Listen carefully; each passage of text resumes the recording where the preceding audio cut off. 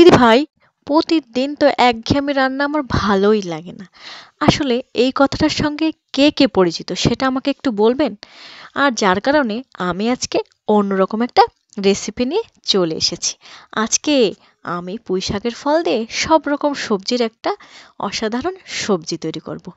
আর এরকম একটা সবজি যদি তৈরি করে থাকেন তাহলে মাছ মাংস তো দূরে থাক, এসব কিছুই ভালো লাগবে না, শুধু এই তরকারি দিয়ে আপনার এক থাল ভাত অনায়াসে খাওয়া হয়ে যাবে।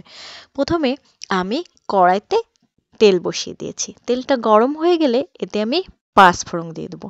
আসলে পাঁচফোড়নটা কিন্তু সব রকম সবজি দিয়ে অনেক সুন্দর লাগে। এবার আমি এতে দিয়ে দেবো ঝাল। ঝালের সঙ্গে এবার সব রকম সবজি অ্যাড করে দেবো।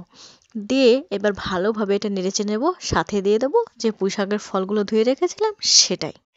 দিয়ে এবার পরিমাণ মতো লবণ দিয়ে দেবো, সাথে হলুদ দিয়ে দেবো।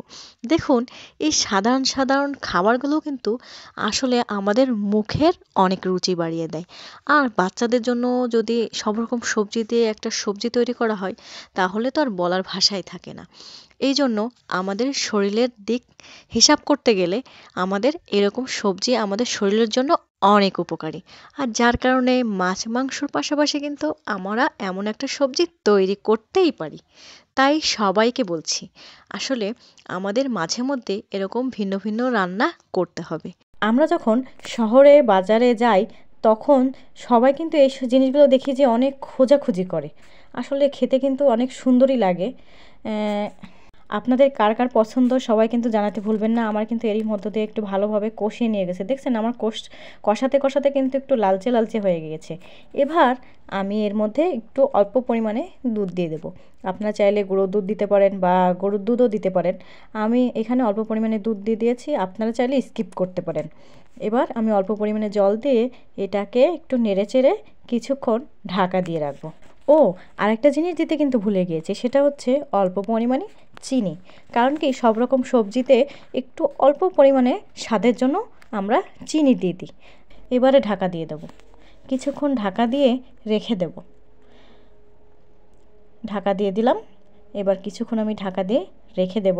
দেখুন, ঢাকনা উঠিয়ে দেখলাম, দেখছেন আমার কিন্তু কত লোভনীয় হয়েছে। আসলে আপনারা অবশ্যই বাসায় একবার হলেও চেষ্টা করবেন রান্না করার। শুধু তো রান্না জানলে হবে না, কিন্তু সব ধরনের রান্না করতে হবে, সব ধরনের রান্না খেতে হবে। আর আপনারা চাইলে বাচ্চাদেরকেও এমন রান্না অবশ্যই খাওয়াতে পারেন। দেখুন, আমার কিন্তু একদম মাখা মাখা হয়ে গিয়েছে তরকারিটা, দেখছেন কত সুন্দর লোভনীয় হয়েছে। আপনারা বাসায় তাহলে এখনই রান্না করে ফেলুন। তাহলে প্রিয় বন্ধুরা, বলুন তো কেমন হয়েছে রান্নাটা, ভালো হয়েছে কি? তাহলে অবশ্যই পাশে থাকবেন সব সময়। আপনার মন্তব্যটি অবশ্যই কমেন্টে জানাবেন।